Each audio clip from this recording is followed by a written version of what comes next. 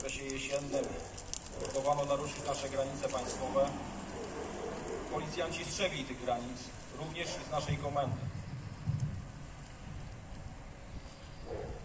Budzi to mój ogromny szacunek dla wszystkich moich policjantów za sumienne, rzetelne i profesjonalne wykonywanie swoich obowiązków. Gro policjantów przyjęło do swoich domów również tych uchodźców, za to jestem ogromnie wdzięczny i w zasadzie ciężko znaleźć słowa, które mogłyby zrekompensować, że tak powiem, ten wysiłek, który żeście się Państwo podjęli.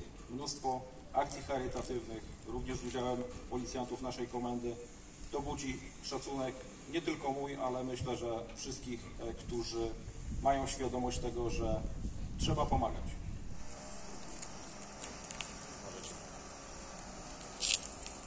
Aspirant Paweł Pękowski.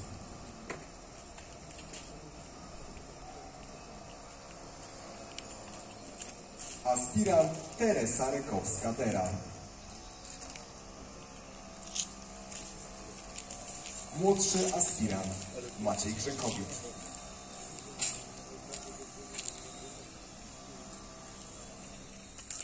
Młodszy aspirant Piotr Chińca.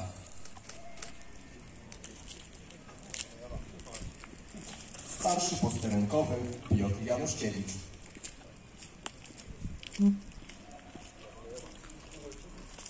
Starszy posterunkowy Piotr Lademan.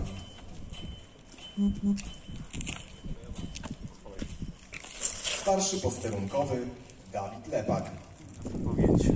Dziękuję Wam bardzo za postawę, za godne wypełnienie swoich obowiązków, bo dzięki takiej działalności patrolowej policji w zakresie zarządzania kryzysowego, do którego się włączacie w każdą akcję, mamy w ostatnim czasie, jak Pan komendant tutaj wspomniał, okres pandemii, teraz agresji. Wasza aktywność jest bardzo duża i jest niezbędna, żeby zapewnić porządek w naszym powiecie.